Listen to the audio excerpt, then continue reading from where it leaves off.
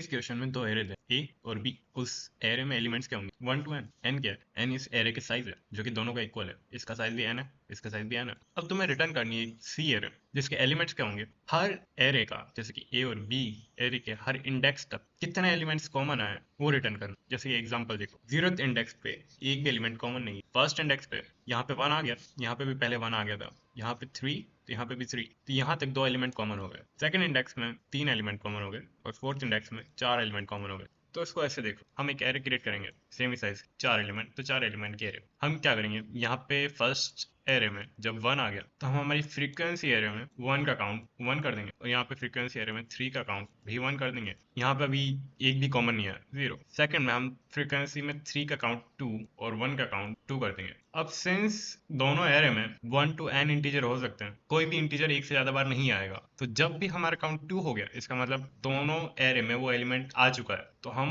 +1 +1 2, इसके लिए +1 इसके लिए +1 2 कर देंगे। और यहाँ पे 2 का काउंट 2 हो गया तो यहाँ पे +1 3 और 4 का काउंट 2 हो गया तो यहाँ पे +1 4। इसको कोड में कैसे करेंगे, हमने एंड ले लिया एक एरे का साइज क्योंकि दोनों एरे का साइज इक्वल है। हमने एक फ्रीक्वेंसी एरे बनाई n+1 की क्योंकि अगर n एग्जिस्ट करेगा तो इंडेक्स में n+1 लेना होगा। काउंट हमने 0 रख लिया इनिशियली और हमने एक वेक्टर c बना लिया जो रिप्रेजेंट करेगा अभी तक के कॉमन टर्म्स। फिर मैंने एक सिंगल फॉर लूप से ट्रेवर्स कर लिया इसे। हमने फ्रीक्वेंसी एरे में ai की वैल्यू प्लस प्लस कर दी। इनिशियली में हम प्लस प्लस लिखते हैं, मतलब लेफ्ट साइड जब लिखते हैं तो पहले इस टास्क को परफॉर्म करता है प्लस प्लस का, फिर आगे का काम करता है। और यही अगर मैं राइट की तरफ करता तो पहले परफॉर्म करता फिर इंक्रीज करता, तो इसने पहले प्लस ऐड कर दिया और अगर ये 2 के बराबर है तो काउंट इंक्रीज कर दिया। और ऐसे हमने बी के साथ करा, फ्रीक्वेंसी में बी प्लस प्लस कर दिया, अगर 2 है तो काउंट इंक्रीज कर दिया और सी आई की वैल्यू काउंट डाल दी, फिर हमने रिटर्न कर लिया। इसका टाइम कॉम्प्लेक्सिटी है O ऑफ n क्योंकि हमने सिंगल ट्रेवर्सल में कर दिया, और स्पेस कॉम्प्लेक्सिटी भी है इसकी O ऑफ n क्योंकि हमें O of n fix size की एरे चाहिए होगी बार बार। तो यही है इसका सोल्यूशन।